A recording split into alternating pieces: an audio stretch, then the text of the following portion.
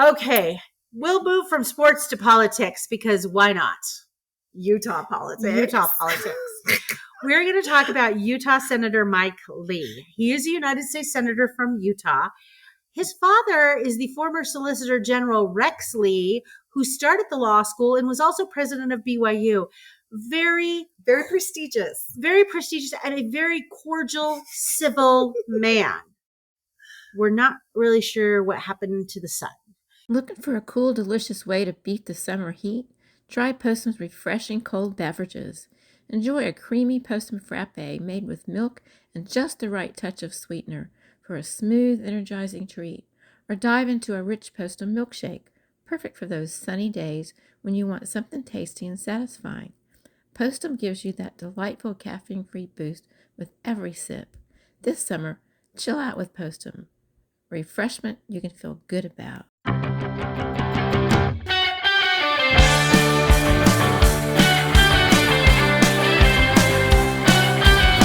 Hello, welcome to This Week in Mormons, the Twin Sisters edition with your hosts Ariane Smith and Tiffany Hales. We're here. It's sticky floor season. We're wrapping it up for the month of June. We are high summer. Into sticky floor season. And you just got back from girls' camp. I did. For what? Was this your third year? This is my third year in a row of cooking. That's a grind.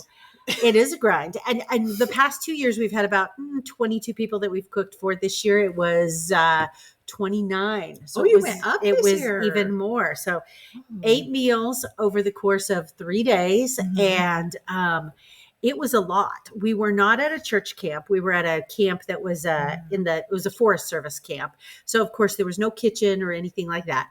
They did have potable water. Mm-hmm. They also so what had happened is we reserved a group site. And so the rest of the campground is RV sites. The group site is only tent camping. The rest of the campground is RV sites that are first come, first serve. So because this is a group camping site, the bathrooms for the group camping site have flushing toilets and sinks with water that runs. Oh, that's good. That was very nice. But again, we had no kitchen. But no showers. No showers. Okay. So again, we had no kitchen. So we had to bring everything, like all of our stuff to be able to cook outdoors. And we do gourmet for girls' camp. I know. It's good to be in Tiffany's ward. Are you surprised? This is the woman who roasts a pig for funsies. Exactly. So the first night they had Cafe Rio pork salads. Yes. Classic. And then for breakfast the next morning, they had monkey bread, and we had scrambled eggs and bacon and hash browns. And then for lunch that day, we had macaroni and cheese in the Dutch oven, like homemade macaroni and cheese in the Dutch oven, which this was actually a twofer. I was test driving this for a potential use for my daughter's wedding reception in September, because I made all of the cheese sauce in advance and froze it, because that's the trick to doing these types of meals at camp is you've got to do all of the prep work before. So basically all you're doing is heating it up. And so I was test driving how well does cheese sauce freeze, because she wants mac and cheese in Dutch ovens for her wedding, and we're doing the food for her wedding, and it freezes excellent and it reheats very well. And they had hot dogs with that. And then that night they had pizza. We brought our portable pizza ovens up there and threw frozen pizzas in the pizza ovens for them. The next morning they got French toast. They got sausage, and they got hash browns. Okay. And then for lunch they had sandwiches, because they were doing their hike that day, so they had to assemble their sandwiches and take them with them. And then this was the piece de resistance on Wednesday night. What'd you do? They got fake Chick-fil-A sandwiches and waffle fries. Oh, did you take your air fryer? How'd you do that? Well, we have that portable fryer that we got for all the steak events that we do. And so we didn't put the chicken patties in the fryer. We put the chicken patties on the flat top grill and got them all warmed up and crisped up on the flat top grill, because I bought the chicken patties, the pre-breaded ones, that you have at Costco. Chick-fil-A knockoffs. Yes, the Chick-fil-A knockoffs that you have at Costco. And then we cooked all the waffle fries in our portable fryer. What? So, yeah. I want to go to your camp to eat, but I don't want to have to camp to eat food. It was like yesterday when my husband and I got home, we felt like we'd been run over by a freight truck because it was a lot. We did not tent camp. We took our RV, And we were able to get this RV site that was like right just adjacent to where the tent camping site was, the group tent camping site. It was probably like we were maybe 50 feet from where we set up our kitchen. But here's the funniest thing. Probably about 200 feet away is another RV site. So these people are already there when we arrive. And you can tell they are serious RVers. They have a big, I don't even want to know how long their trailer was. And of course they were all set up. Right. Only to be invaded And you're by, like, oh, sorry. by You have 20 no idea. Jesus happy, Jesus loving teenage Singing girls girls camp songs. You're like, with sorry. their 10 liters. So sorry. You have no idea what's coming your way. Oh, they really did it. How'd they take it? They took it really well until the last morning when the air horn went off about 8 a.m. They were not happy with the air horn. I don't know who had the air horn, but quiet hours were from 10 p.m. to 6 a.m. So it's not like the girls were blasting the air horn at, Right. the middle of the night. They were loud all day, but at least everybody got sleep. Yes. They brought a speaker. We had a dance party. There was all sorts of singing and carrying on. That's so it was, funny. it was great fun. That is so funny. But before we move on from that, we needed to have a discussion about something related to girls' camp that I don't think we've ever discussed. Oh, what's that? Okay. The girls' camp clothing attire. Like, it is. We've discussed packing lists before. We've haven't we? discussed packing lists before, but what I Uh-huh. mean is like the t-shirt, the sweatshirt, the take-home thing from girls' camp. Oh, right.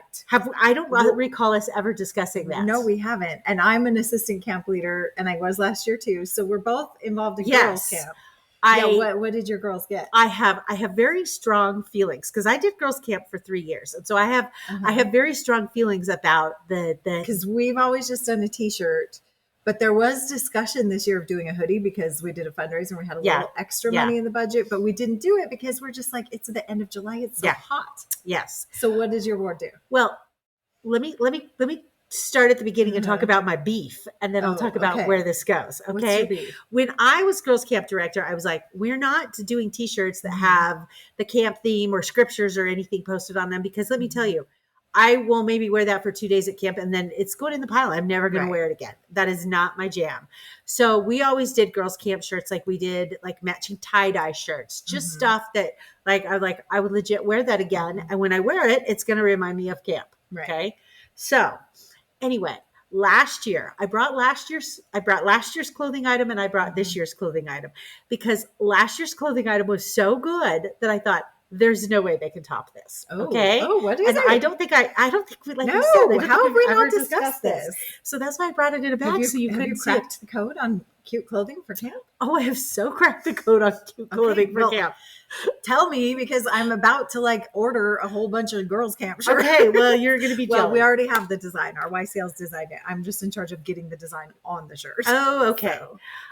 So this was last year's. It was a hoodie, gray hoodie with a very simple message. It just says, Jesus loves you. Oh, I love. And so I wore this all year, all the time. So and cute. so did I bet the girls wore it all the the time. girls wore it all the time too. Our young women's leader wore it on the airplane when she was headed to Africa. Uh-huh. And somebody stopped her and said, well, Jesus loves you too. I mean, she got all Aw. sorts of compliments. So I was like mad props with last year's sweatshirt Yes. because, like I said, it had a camp message, it had a Jesus message, and it was something I would wear in public it's again. really cool. And it's a hoodie. And I have to say, these girls love the hoodies. Even if Okay. it's 100 degrees, they love the hoodies. I don't Exactly. I can't wear it Exactly. at 100 degrees. But Okay, so let me show you.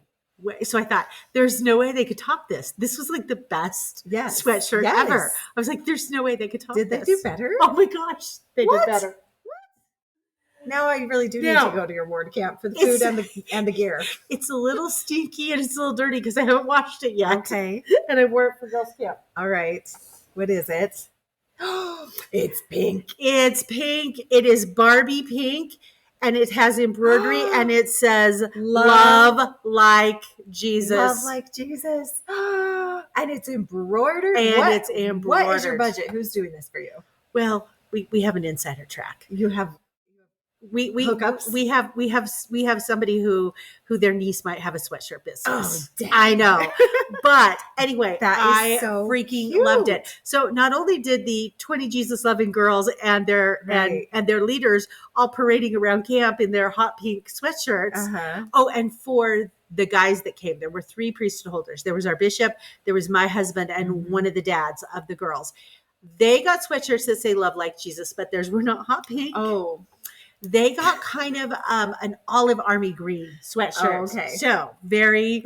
because did I tell you our family reunion shirts this year, which I helped design, ended up on a hot pink? Oh, And the boys don't know it yet. Family reunion is next week. Oh, Everybody's in hot pink. Yeah. It's gonna be great. When I pulled up, because we weren't there when they distributed the sweatshirts, when we pulled up and we saw the girls in the sweatshirts, my first thought to myself was like, oh no, there's no way my husband's going to wear a hot pink sweatshirt. Then they pulled out the olive green sweatshirt for him, and I'm like, he will wear that. That's cute. Anyway, so okay, so was this your theme for camp? Love like Jesus? This was our theme for camp, Love Like Jesus. I love that for a camp theme. It's perfect for a camp theme. Oh, if I'm still around next year, I'm going to highly push my YCLs in that direction. Anyway, and So. I mean, not only was it the camp theme, these girls were amazing. So when I first moved into this ward, I was camp director for 3 years. We had so many fractions and divisions and mean girls and naughty behavior. I mean, we had to keep these girls like going 24/7 because if they had any downtime, they were all picking on each other. Oh, that's sad. So these girls that I went to camp with, so now we're talking, 12 years later, amazing. There was so much unity. There was zero drama. They were all looking out for each other. They were all buoying each other up. There was no mean girl behavior. They were really engaging in this They theme took the theme to heart. of Love Like Jesus. They really seriously did. And to see that kind of unity after having, experienced the division and everything. And I don't, I think that when I was girls camp director and the division and everything was going on, I think it was just kind of a product of the generation those girls were in. And you had more girls, right? And we had more girls. Because I have a theory that once you get above a certain number of girls, the odds of kind of fractions and breakoffs just that's automatically probably go true. up. That's probably true. But I also think the shifting messaging that the church has had in the last 15 years has helped, and the focus of developing a relationship with Christ and the Savior that has really been a huge focus of the Young Women's Program. I think that has helped to reinforce this message and hopefully have less mean girl behavior. Yeah. And I'm not saying mean girl behavior doesn't happen. And maybe we just had an exceptionally, sweet and wonderful group of girls, but it was so fun to just see their unity and see them helping each other. And I was just blown away. That's was awesome. absolutely blown away. So the other thing too, that I told my husband the first night I had this sweatshirt on, I was like, first of all, this is my most favorite camp sweatshirt I've ever had in my whole entire life. And I said, second, as soon as my 18-year-old daughter sees this, I will never see this sweatshirt again. She will steal it. Sure enough, I brought it out last night, and first thing she says is, that's really cool. I want to wear it. I want to borrow it. Knowing that this was going to happen, I went to the person who has the inside source that has her niece that does sweatshirts. And I said, did you order one? What are the chances I can get one more of these? Because as soon as my daughter sees this, I will never have it back. Yeah. And she said, yeah, here's her name. Call her. She'll make you one. Oh, man. I need the hookup. You do need the hookup. That is so cool. So anyway, there is my girls' camp wrap up. Well, I love that. For That was fun to 2025. hear. That was fun to hear. We're going in a few weeks, and for our activity this week, one of the things we're doing for girls camp this year, which is going to stretch me, I'm the assistant camp director. So my fearless leader, who is one of my best friends, is going to have us do one backpacking overnight night, and it will be our last night. The first 2 nights are in the Cushy Church camp. The last night we are overnight backpacking. The hike is not bad. The hike's only like a mile. But it's by this beautiful lake. Like we went and scoped out the spot. It's beautiful, but this is a stretch for me. I have never done this. I don't have the gear. I know. I'm borrowing all the gear from you. You're coming over to my house. My husband's going to set you up. He's going to show you how to pack. Yes. He's going to, he will create weight and balance for you in your backpack. But one of the coolest things that we did as like a pre-camp activity was this week for Wednesday. They all came to my house And we let them pick what meal do you guys want to eat Oh. on the backpacking trip. Okay. Because we are very fortunate. We have 3 families in our ward that have the freeze dryers. Oh, And- so you don't have to go buy MREs. Yes. Nice. And they have all kindly offered to let us use. So the girls picked chicken Alfredo. Okay. So came to my house. We made a massive amounts of chicken Alfredo. We're sending them off to the freeze dryers. We also sliced up lots of fruit and candy and like other things that we're going to go Oh, freeze dry how for fun. So it was really fun because the girls got a little cooking lesson. Okay. Okay. And then we're also going to save a lot of money on our not having to buy freeze dry meals. oh, I know So- those freeze dried meals are expensive. And supposedly it will be delicious. The ladies with the freeze dryers have all done, they freeze dry Uh-huh. everything. They're like super preppers. And Oh. if they have leftover lasagna, they throw it in the freeze dryer. If they have leftover anything, so they just have like tons of meals in Wow. their storage. They just freeze dry their leftovers and they're experts. So I was like, do I have to do anything special? They're like, no, make whatever recipe you like. One of them told me that it will even be more delicious when it's rehydrated. She's done chicken Alfredo several times. I was like, Okay. Okay. I am definitely going to need a return and report on that because I am not a big fan of the freeze dried meals that you Uh-huh. buy. So I want Right. to know how this goes me down. too. I'm very curious. I will let you know at the end of July. Okay. Fair enough. So, okay. We have to talk garments again. Sorry, we have breaking news. The breaking news is we have a very benevolent listener who has bestowed us with the new garment top. Yes. Just one each. One each.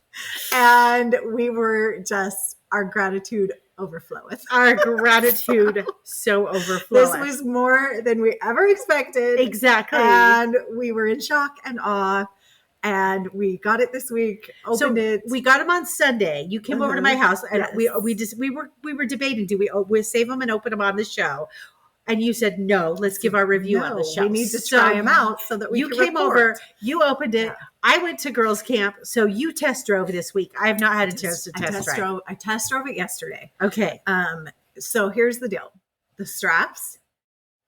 Have we discussed the straps I on think here? we have discussed the straps. They're a little wider than you'd probably The like. straps are probably wider than you would like. They go up a half an inch per Per size. Exactly. which beggars can be choosers. Immense gratitude for progress in the garment Yes. department, but I'm sorry, somebody needs to tell them that when we gain weight, we don't gain it in our shoulders. So Exactly. that's okay. Future revisions, maybe it'll get better. But so I found my strap. I got a size medium. The strap is 3 inches. Okay. So And I have the large, and we compared, and mine is exactly 1/2 inch larger 3.5 than yours. inches. 3.5. So I found I don't even know if I would call it a tank top from Target. It's more like a muscle shirt. Yes. That was sleeveless. That is ribbed and cute and like fashionable. So this was very Yeah. strange for me. I wore it out yesterday because yesterday was going to be 90 degrees. Okay. And I had to go sit at track practice for my son at 6:00 in the night Oh. on metal bleachers Oh. with the sun beating down on me, Oh. zero shade. So I was like, this is a perfect place Oh, that's a good test drive. to test drive it because the fabric, Is so thin. our initial, like right when we felt the fabric, we were like, they're onto something with fabric. Yes. Like right away. It's thin like a dry silk, but it's stretchy like a stretch cotton. Yeah. Well, and here's the other thing too. So- I mean, when you go on vacation, like your garments take up this huge amount of space in your suitcase, and not these new These ones. are very thin. very, very thin. So we knew the fabric had Yes. high potential to be good. Yes. It's almost like an exercise fabric. It really like is. the Yeah. feel, but thinner. Super thin. So I took it out yesterday, sat in the bleachers for an hour and 15 minutes. The fabric is amazing. Oh gosh. So, I mean, I was sweaty, but it just dries so quickly. Uh-huh. Like my normal garments I wear soaking wet by the end of that experience. Yeah. These were damp, but Uh-huh. not soaking wet. Okay. And just dried really quickly. Yes. Like by the time, like a couple minutes after getting in the car, it was Wow. like fine.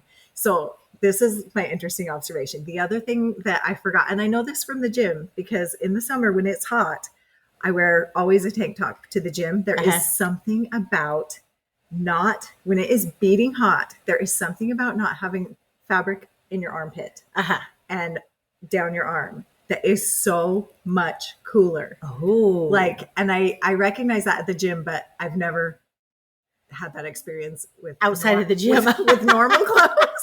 I mean, Yes. like, so I was sitting there, just the fact of having my arms open and the breeze flowing. Wow. It was so much cooler. I was like, oh, this is so lovely. Well, you know, my So- friend who showed up at our steak activity in a tank top when it was really hot and had the new garments, she said the very same thing. She said, you don't realize how much heat is retained in the sleeves. Yes. And I was like, you're kidding. There is something about having all that fabric under your armpit that Interesting. when you lose it, it's freeing. Did it seem bizarre to be like you're not at the gym, Yes. to be at an It was activity? really weird. Because I was, once I got my hands on it, I was started to process. And again, I have not gotten the tank top yet. You sent me the link so I could get the tank top that works. But I'm just like, this is just going to feel really weird. It was really weird because here's what happened. After track practice, I went to Trader Joe's. I'm shopping around Trader Joe's in my little muscle top. I see someone from my ward. You know what I did? I avoided the person from my ward because I felt like I was going to have to explain myself. This is so ridiculous. So ridiculous. Next summer, when everybody has them, hopefully that feeling of like guilt and shame will go away, right? But right now, it is still there. I mean, I think the guilt and shame right now is because they're not available in America.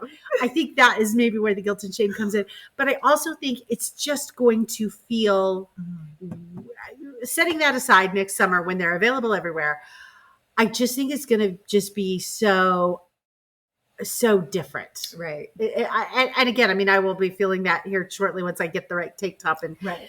Well, and it's so funny for me because I wear tank tops all the time to the gym. Yeah. I wear them like after the gym if I'm running an errand or even if I am like taking my kids to the park right after the gym, I'll wear. So I wear them, or like I dropped off my kid for youth conference yesterday morning before the gym. So I had my tank top on at the church building, but I feel like when I'm wearing it and it's clearly to exercise and I have my tennis shoes on, I don't feel judged. But the fact that I was wearing a cute outfit with it out at Trader Joe's, the pressure was different. I was like, that is so interesting. And the lady in my ward that I saw was like so kind. She's like the most Christ-like person. I'm sure she wouldn't have judged me, but I just went right around her to like a line very far from where she was because I just felt weird. I know the whole thing. It's just, it's going to be an adjustment. And I'm sure this is, we say this every month. This is not the last time we're discussing this because admittedly, you and I are obsessed. Yeah. And so listeners, we're sorry. We're obsessed. Now that we've gotten it, we're more obsessed. I know. Like, I will be buying these. Yeah. For sure. Yeah. For sure. When they're available, I will fully stock them. I do have to admit, I was on Shein last night looking at sleeveless dresses on Shein going, church dresses. You're already planning your really summer cute wardrobe for next year. Yeah. Anyway. Here's the problem with the sleeveless dress, because I thought about this. You will never catch me in a sleeveless dress in the summer in my church building because it is so freaking cold. Oh. Like, they crank the air up. I'm like, maybe in the winter I'll wear a sleeveless dress. Okay. All right. Well, we really ought to get into some stories since that's what we're here for. Stories. But we don't have, I mean, it's all kind of lightweight flow. Yeah. Again, this has just been a slow news year. Yeah. So let's hit some highlights because let's face it, Girls Camp and Garment Talk was fun. Yes.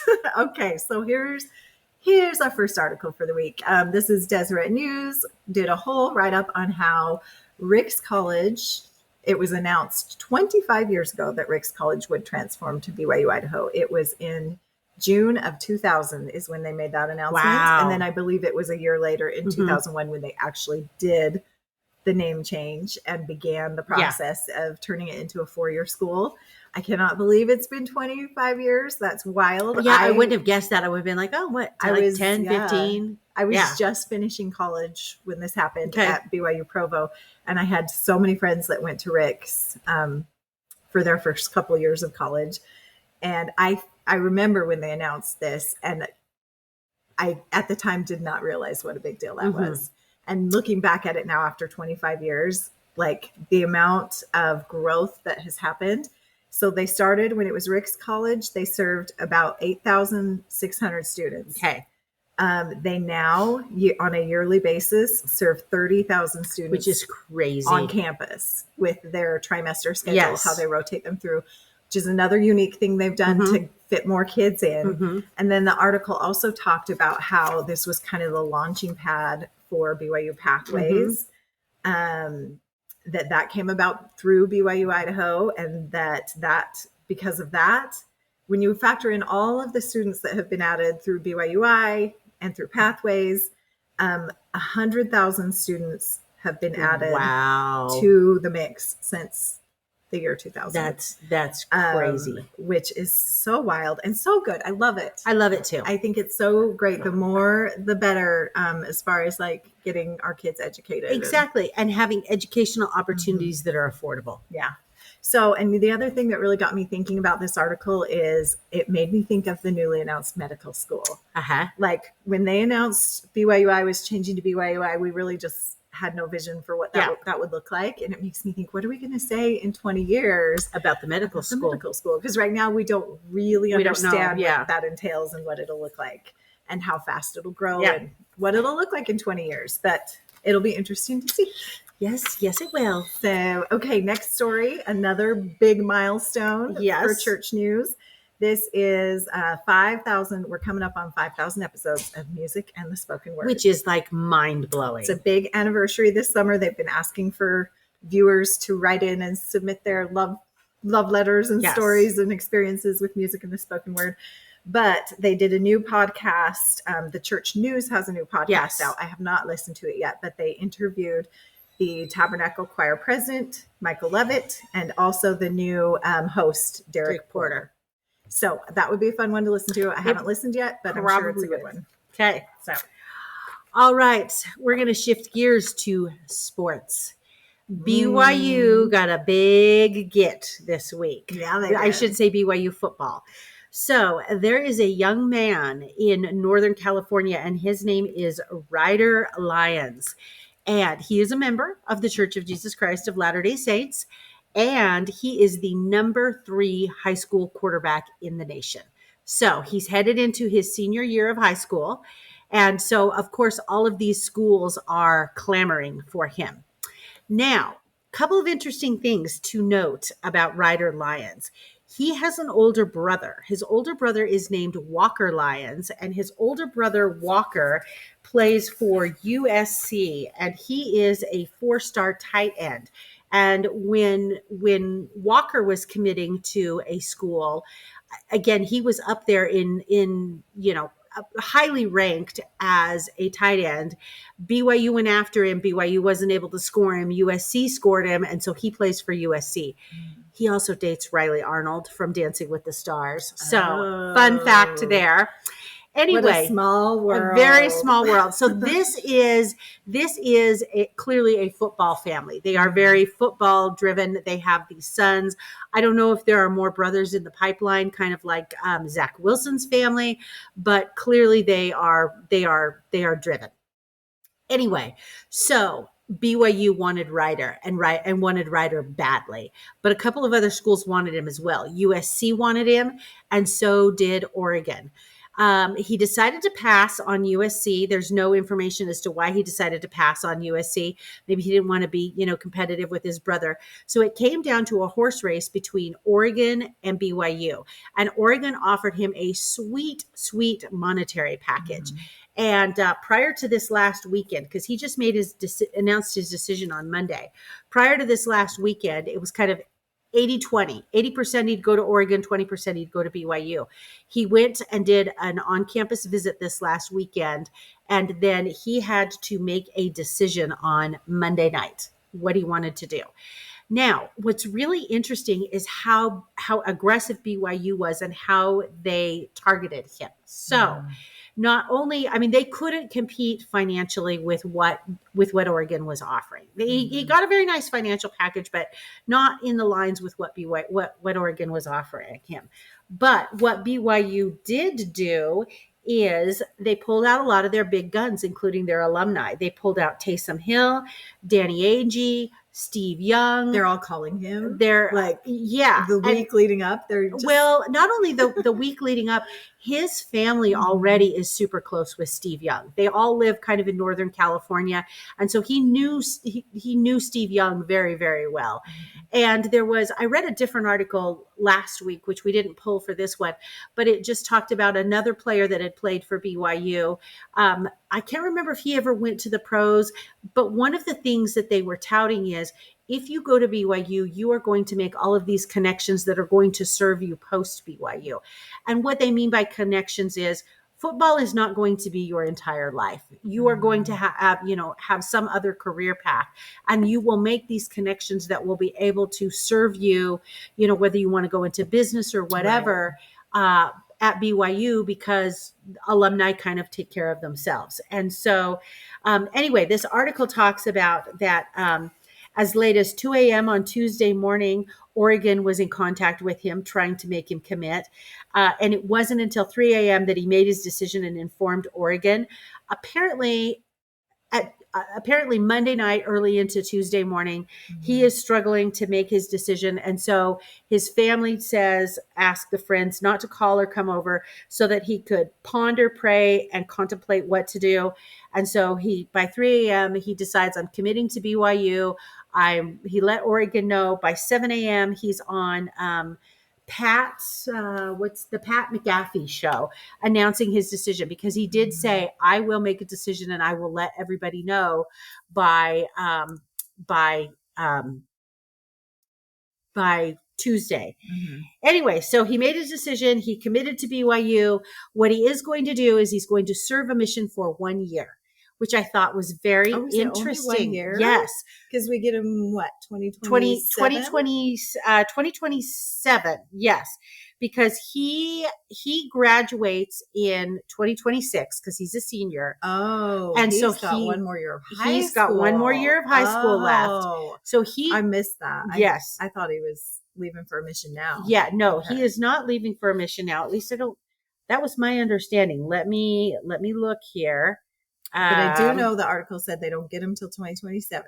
So yes, they consider him the class of 2026 because he's graduating in 2026, but they will not get him until 2027 because he's only going to serve a mission for a year.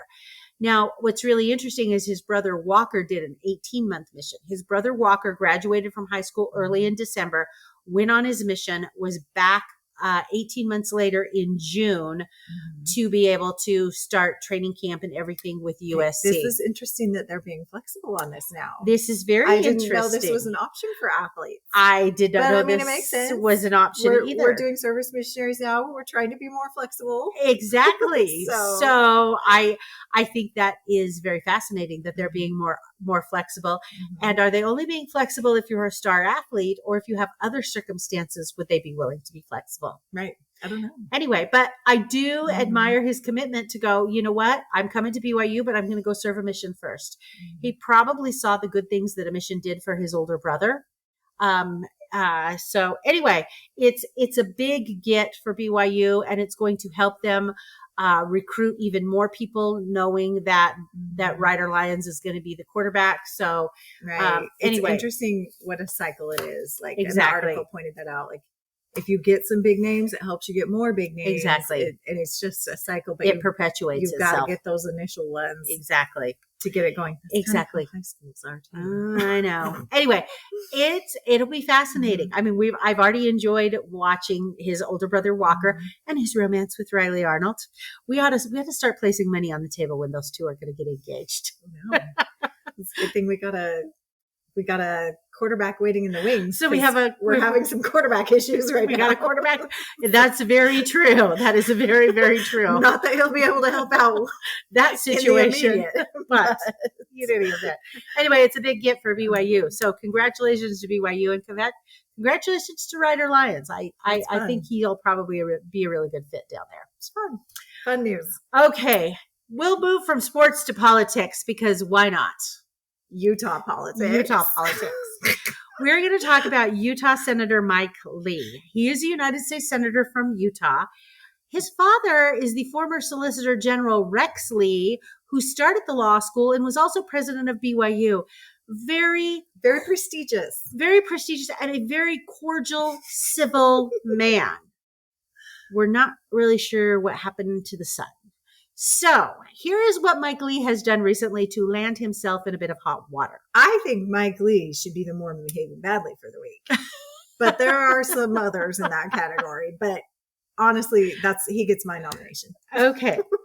So a couple of weeks ago in Minnesota, there was a shooter who targeted some Democratic state representatives and state senators in Minnesota and went on a shooting spree. One state senator was killed, and I believe a representative and her husband were injured. The state senator and her husband, I believe, were killed, and then a representative and her husband were injured. Anyway, so just a kind of a really horrific, awful thing. And they know that this attack was politically motivated by the gentleman who did it.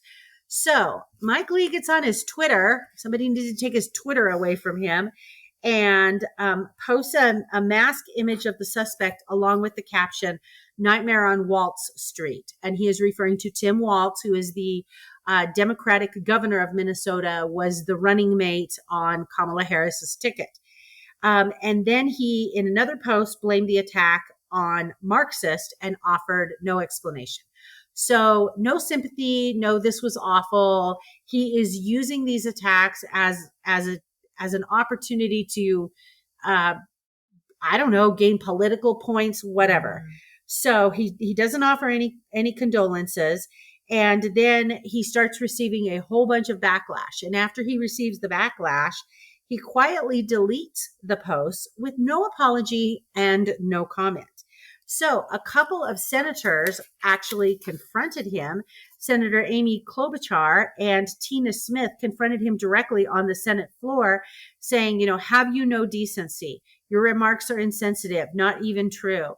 And according to Smith, she said he really didn't even respond. He just kind of was like, okay, I'm not really sure what the problem is, but all right. I mean, he seemed to kind of be surprised that she was that upset. So what's interesting is this article that we have linked in the show notes is from LDS Daily, and it is an opinion piece basically saying, as members of the church, we should be doing better and we should be acting better, because the article says this wasn't a private gaffe or a misjudged moment behind closed doors. It was a public choice, a decision to mock rather than mourn. And it didn't come from an anonymous troll, but a sitting U.S. senator who bears both priesthood covenants and public responsibility. I mean, she flat out calls him out on it. And then she talks about the Salt Lake Tribune and the calculations that they did about his tweets. And I had no idea how prolific he was on Twitter. I read this. He's like tweeting like a madman. He's tweeting like a madman every day. In the first quarter of 2025, he tweets 9,300 times. Okay. So an average of more than 100 posts per day or once every 15 minutes. That is insane. If your teenager were doing that, you would take away their phone. Exactly. Somebody needs to take away his phone. He needs some time out from Twitter. He really does. Okay. And technically it's called X. He needs some time out from X. He needs some time out from, what's the Trump one? All of the platforms. Take him off. Anyway, it is just, and they also said on March 10th, he posted 343 times in a single 14-hour span. Dude, the people of Utah elected you to be United States Senator, not to be on Twitter tweeting all day long. It's wild. It's totally wild. What's very interesting as well is this particular author of this article goes back in time to statements that Mike Lee had made to KSL as about 5 years ago, and said to KSL that kind of charitable love that we should have towards all human beings is so important. And he talked about to KSL the necessity of civility, charity, and love in his role, and that he would not engage in such behavior. And so it just talked about, this article talks about, and I think this is a good check for all of us, the frog in the pot of boiling water. You dump the frog in the boiling water, it jumps out. You put the frog in cold water, you turn up the temperature, it doesn't jump out. It doesn't realize what's going on. And does he, because he's been so entrenched in politics in DC, Washington, DC, does he not see it? Does he not see it? And then the person goes on to say, and quote several general authorities, President Nelson, who says, I plead with you to promote respect for all of God's children. And President Nelson warned that civility and decency seem to have disappeared during this era of polarization and passionate disagreement, and contention never leads to inspired solutions. So many of his tweets are just so contentious. Anyway, then she says, in a moment when Senator Lee had the chance to lift, he chose to jab, and would call to account, he chose silence. That tells us something. What we do with that information tells us even more about ourselves, which I really liked. And then she went on to encourage all of us. Here's the invitation, not just for Senator Lee to reflect, but for all of us to reflect in our own tone, our own reaction when the world baits you to join the conflict in strife. And I thought it was an excellent message, an excellent way to take, obviously Senator Lee's pretty abhorrent behavior. Yeah. And say, we can do better. All of us can do better. Senator Lee can do better. We can do better. Well, all of us can I do will better. be really curious to see if he gets reelected. I just checked because I'm like, when is he up again? Not till 2028. Yeah. We got a while. He's not our senator. We have no control. Yeah, we have no control. But I will be really curious to see what the Utahns do. Will they reelect him?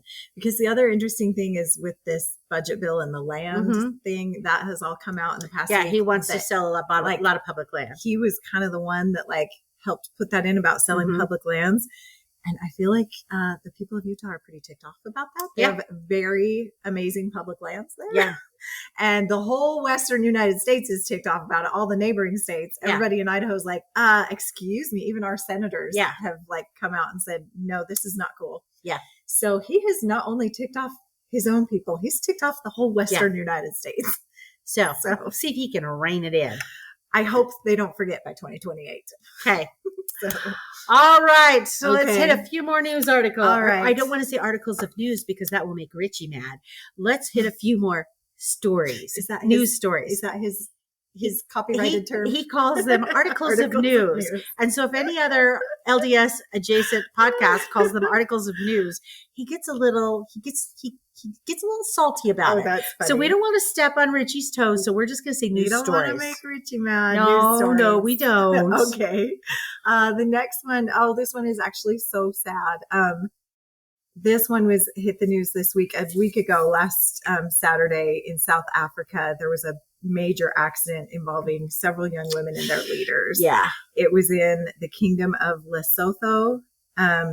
Several lives were lost and several more were injured. And oh my gosh, heartbreaking. Church leaders have just come out and, of course, said we are feeling for these families. Keep them in your prayers. Elder Razband made a statement just talking about how precious all of our youth are and hold your youth tight. And it's sad. Very Can you imagine? sad. I mean, we're in high youth activity season, and that's every parent and every youth leader's nightmare. Exactly. So just thoughts and prayers for them and their families in South Africa, and we just hope everybody stays safe this summer. Yep. Okay, let's do a fun story. Oh, no, that's not the next one. Sorry. Well, no, this is a fun story. We got two fun stories coming up. Okay, this one is the Salt Lake Tribune. They put out a poll a couple weeks ago. I'm tragically sad I did not vote. I saw it and did not vote in time. I was lazy. They put out a poll asking for people to vote for the Latter-day Saint Mount Everest. If we as a church were to have our own Mount Everest as Latter-day Saints, whose faces would we whose faces would be on? You get 4. Okay. So they put out this poll. I mean, the numbers are not high. It says in this article, more than 460 people voted. Oh, yeah, that's not a lot. Again, I'm like, I should have voted. Yeah. This is what happens when you don't vote. You feel left out. How would you have voted if you voted? So, how would I have voted? Well, first we'll tell you who's on there. Okay. And then I'll tell you who I think is missing. Okay. So, who is on there is Joseph Smith with 86% of the vote. Okay. Second, Brigham Young, 70% of the vote. Okay. Third, Gordon B. Hinckley with 58% of the vote. Okay. Fourth, Spencer W. Kimball with 48% of the vote. Now, my initial reaction when I saw this was like, Spencer Kimball, I would replace him with Nelson because he gave us a 2-hour church. But then I remembered Spencer Kimball lifted the ban on the priesthood. Yeah. So I was like, oh no, that's bigger than 2-hour church. He needs to be there. Yes. So, you can't deny Joseph Smith and Brigham Young. Yeah. I love Hinckley because he was my like prophet of my youth. So, but I don't know. Maybe we take down Brigham and put someone else up. I don't know. How would you vote? Well, here's my thought. If I am looking at greatest impact on the church, right? And I can't remember what the original decision making was behind Mount Rushmore, but if I am looking at it in terms of prophets who have had the greatest impact, obviously Joseph Smith. None of us would be here without him. I think Brigham Young, and he is a very controversial figure. He did have a big impact. He was very transformative. For positive or negative. For positive for better or worse. He was very transformative because, we were all in the East and his vision was to herd everybody to the West. And he literally colonized Utah, what we call the Mormon Belt, which runs from southeastern Idaho down through Utah into Arizona. I mean, and actually even down to Mexico. He sent colonies down to Mexico. So, I mean, he is very much responsible, I think, in large part for growth of the church, for bringing over immigrants. Again, controversial, but you can't. I think he earns a legit place there. I initially thought the same thing about Spencer Kimball, and then I did read. Oh yeah, he was. And then I was like, the blacks on the forgot priesthood. about that. That was before I was born, so sometimes I forget about that. That was a big deal. I honestly think, and again, I'm with you. I love President Hinckley. But he was the PR guy. He is what kind of brought us into modern media. But when you look at transformation, I don't think there is anybody. I think when you look between Brigham Young and Russell M. Nelson, David O. McKay was very transformative in modernizing the church from the 1900s into the late 1900s, modernizing it there.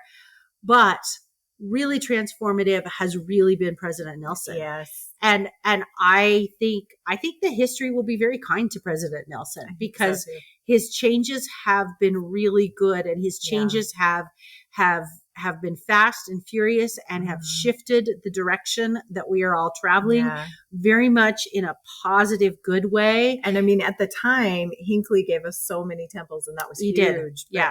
But President Nelson is like, well, now we're really going to do temples. Yeah. I mean, and President Nelson leveled up.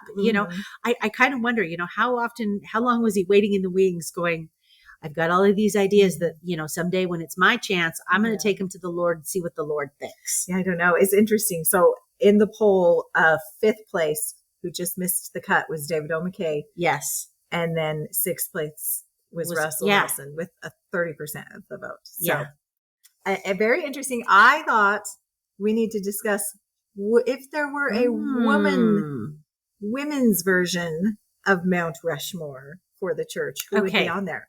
My first thought was Sherry Dew. That would not have been my first thought. Why do you think Sherry Dew? Just feel like she had a big impact back in her day. I don't know. I think she still has a big impact. I mean, I think she's the CEO of Deseret Media, if I recall correctly. So, I mean, I tend to think, if we're going back in time, obviously Emma Smith. Oh, right. Emma had to put up with so much. And then I think you have to include Eliza R. Snow. Right. So much of, what we have for Relief Society and music and all of that comes from Eliza R. Snow. Who else? I don't know who else I'd do after that. I mean, we've had some really amazing General Relief Society presidents and young women presidents and primary presidents. But their terms are short.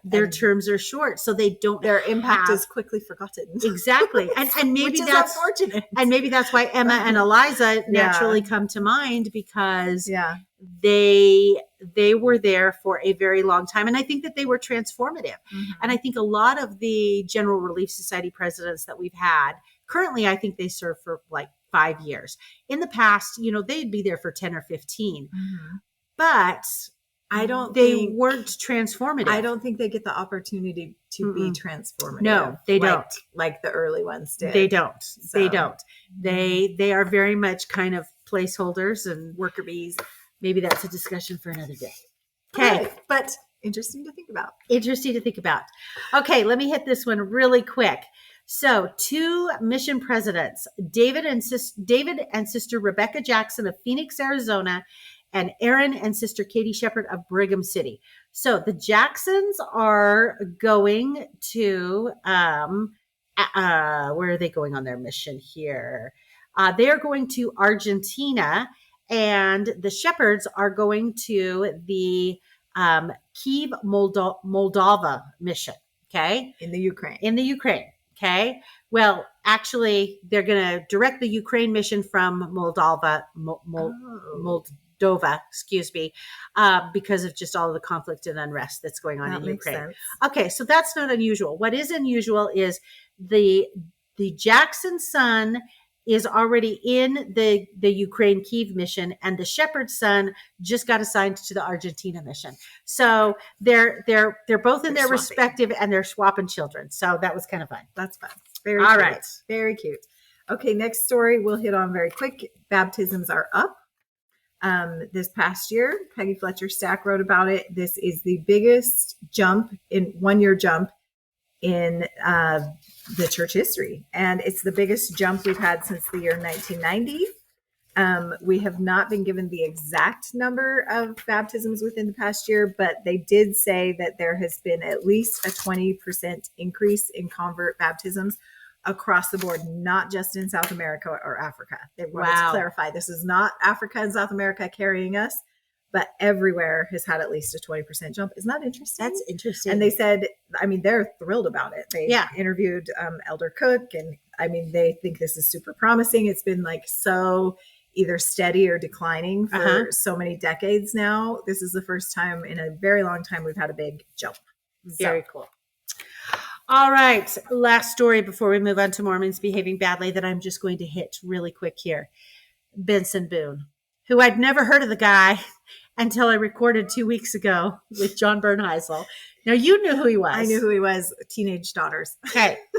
But I did not know he was LDS until I read the article that you, or that he had an LDS background. I did not know that. All right. So apparently my teenage daughter has not been keeping me up to speed in the manner she should. So what is interesting to note this week about Benson Boone is Crumble. Our favorite Utah cookie company has what is known as the Moonbeam ice cream cookie. And that is based on what? One of his songs, I believe. A lyric in one of his songs. A lyric in one of his songs. And so the Moonbeam ice cream apparently is blueberry ice cream with blueberries, mini marshmallows, and lemon juice. So this is how Crumble translated that into a cookie. Apparently it is a chilled chocolate cookie that features cookies and cream pieces with a moonbeam inspired lemon, berry, and marshmallow topping, a drizzle of white icing, and cookies and cream sprinkle. I'm intrigued. It sounds like a lot. It is a lot. There's a lot going on there. I think I would have rather seen like a vanilla cookie that had some blueberry inspiration with the lemon. I'm not sure about the chocolate. I don't know. Maybe we'll have to get it and try it. Yeah. All right, Mormons behaving badly. I have 2 items this week for Mormons behaving badly. First of all, in South Dakota, specifically Fargo, apparently, I don't know if this individual is Mormon or Mormon adjacent, but they at least know what Alma and Mosiah are, because somebody is tagging graffiti all around town, and they are tagging verses from the Book of Mormon, and they are tagging Bible verses. What are the verses? Did you look them up? I did not look them up. Oh, darn. We're going to have to look it up after the show. I wonder what these verses say. Are they sending a message? They tagged Alma 5:36 through 49, and they tagged Mosiah 18:10. And then 4 verses from the Bible, Joshua 3:16 or John 3:16, Joshua 24:15, Romans 8:28, and Ephesians 6 verses 10 through 20. So anyway, we got some graffiti tagging going on with Book of Mormon verses. Not a good look. Don't know if you're LDS, but don't drag us into it. Exactly. So. All right. This last one, I don't know. I wouldn't necessarily I'm not sure I'd classify him as a Mormon behaving badly, maybe just a Mormon behaving recklessly. So this is a super sad story. This stepfather accidentally discharged his gun and ended up killing his 18-year-old stepson, who was preparing to go on a mission. This happened in Utah. The father was showing his guns to a stepdaughter.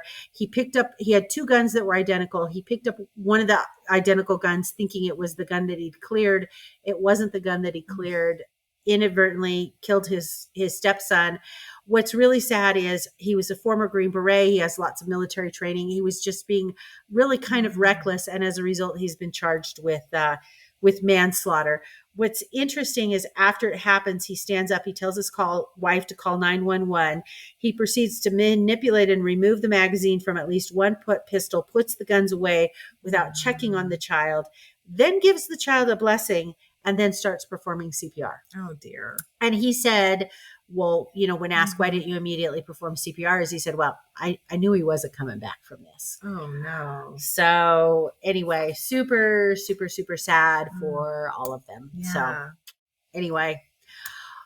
Okay. All right. Let's end on a happier note. Let's talk about favorite things. Favorite things. Okay. My favorite things this month, I'm bringing 2. Oh. Because they're seasonal and I have to tell you about them now before they're gone. Okay. So one is saltwater taffy from Trader Joe's. I didn't know Trader Joe's had saltwater taffy. Me neither. And I will say normally grocery store saltwater taffy is disgusting. Very disappointing. Even when you get saltwater taffy at the beach, it's hit and miss. Sometimes it's better.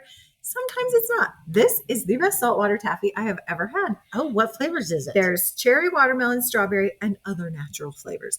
I don't know, but most of them are like tart. Oh, then I know I'm going to like this. I think that's why I like this saltwater taffy so much, is because it has a lot of flavor. Usually saltwater taffy doesn't have a lot of flavor. This is very flavorful. Oh, it's so good. Okay. My second thing is the chocolate pretzel Oreos.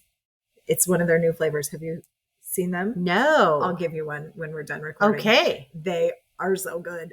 They'll probably go away because you know how they do with the Oreo flavors. It is chocolate filling inside and the cookie is pretzel flavored. Oh yeah, I'm going to need to try this. It's like a pretzel and a cookie had a baby because it's salty like a pretzel. It is. Okay. This is a top tier Oreo flavor. I am going to have to try this because I recently tried the Selena ones, which are like a cinnamon one. Too. They were let down. I was not impressed with the Selena Oreo ones. flavors are real hit and miss. Sometimes they knock it out of the park. Sometimes I know. I would say actually majority of the time it's mediocre. But the chocolate pretzel, they knocked it out of the park. Because I was also unimpressed with the Post Malone Oreo. I thought it just tasted like a maple cookie. Me too. So I'm very anxious when the show is over to go partake and try those. Okay. I brought you a laundry tip tonight. Oh, I could use a laundry tip. So always.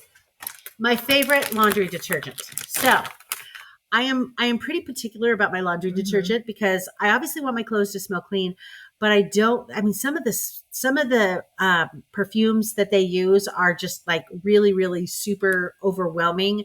And I don't like anything flowery. I don't like anything fruity. I don't like anything that smells like vanilla. I want a really clean scent. Clean smelling. Yes. So I also want something that's going to clean. I also want it in a pod. And the reason I want it in a pod, I don't mind using liquid myself. And I will use liquid myself so I can control when I'm doing my own, how much goes in, how much goes out. I currently have 3 adult children living at my house with me right now. I am not doing the adult children's laundry. The adult children have to do their own laundry as they should. And they cannot be trusted. They cannot be trusted with the liquid. I would have liquid from one end of my laundry room to the other. So these are the pods that I buy. I keep them in a very big glass jar on the counter. So all they have to do is open and they throw in one of each. So it is the Arm & Hammer OxiClean. And I get 2 different kinds. I get this kind right here, which eliminates tough odors. Okay. And then I get this one right here that attacks 100 plus stains. Okay. And so the instruction to the children is throw 1 pod of each in. So you're attacking your stains and you're attacking your odor. Okay. And the beauty of these things is our local grocery store, if you like to shop the ads, will put these on sale every once in a while. Just last week, they had buy 1, get 1 free. So this was Fred Meyer. So it was $10, but then I got 1 free. So I basically paid $5 a pack, 42 in a pack. So $5. So basically $10 for. So do they do really good on stains? Oh, I think they do fantastic on stains.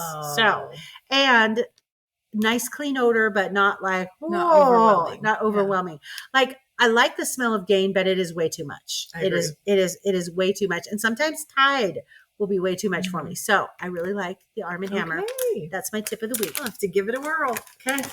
Okay. All right. I think that about wraps it up for us. So fun to catch up. TWIM Nation, thank you very much for listening to us. You can follow us on the Instagram, on the Facebook. If you want to be a Patreon supporter, throw a couple bucks a month our way to help us just fund our equipment, because trust me, we don't get paid for this gig. We would appreciate it. Thanks for listening. Thanks.